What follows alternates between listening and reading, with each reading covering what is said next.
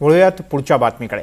राज्यभरात अचानकपणे ही साखरेची दरवाढ का होते याबद्दल आम्ही थेट माजी साखर आयुक्तांनाच प्रश्न विचारले।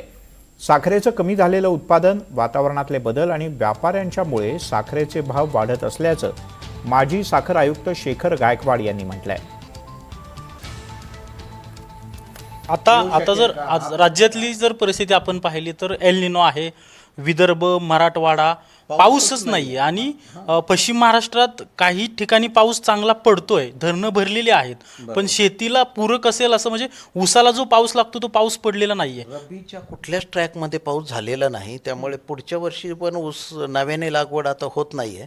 यावर्षी ऊस लागवड नाही झाली तर पुढच्या वर्षी कारखान्याला ऊस येणार नाही, हे पण गणित फिक्स आहे, म्हणजे याच्यासाठी वेगळं काही कशाची गरज नाही।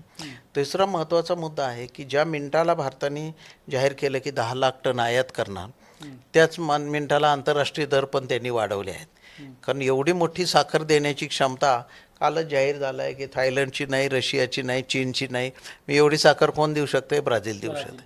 मग ब्राझीलचं साखर यायला 2 महिने लागतात, बरोबर आहे ना? त्यांनी त्याची प्राईस 300 रुपयांनी वाढवली, याचा अर्थ काय? याचं बेंचमार्किंग होणार। आता थोडक्यामध्ये ही साखर फार खाली येण्याची शक्यता नाही, जसे सोन्याचे भाव एकदा वाढले की ते खाली येताना हळूहळू येतात, तसं काहीतरी होईल प्रॅक्टिकली। म्हणजे आता इथून पुढे सर्वसामान्य माणसांना साखर महाग भेटणार, जरी सरकारने नियंत्रण आणलं, व्यापाऱ्यांवर तपासणी केली, काही केलं। गणितच आहे ना, हे डिमांड सप्लायचं आहे, त्यामुळं हे उत्पादन किती याच्या फिगर ह्या सिक्रेट राहू शकत नाही या देशात, बरोबर आहे ना?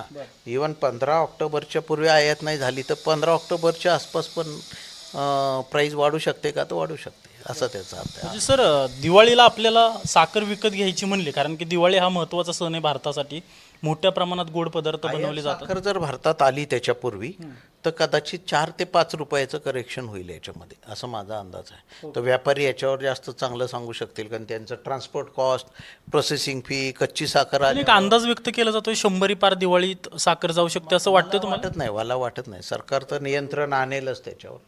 हे ऊसाचं क्षेत्र देखील कमी झालेलं आहे, त्यामुळं अर्थात उत्पादन कमी झाल्यानंतर मागणी मोठ्या प्रमाणात असणार आहे आणि याचा फटका सर्वसामान्य शेतकऱ्यांसह या चक्रामध्ये कारखानदारांना देखील फटका बसणार असल्याचं सध्या एक अंदाज व्यक्त केला जातो। त्यामुळे यावर सरकारने तातडीने धोरणं आणि ज्या कारखानदारांना अडचणी येत आहेत त्यावर देखील उपाययोजना करणं सध्या गरजेचं असल्याचं पाहायला मिळतंय।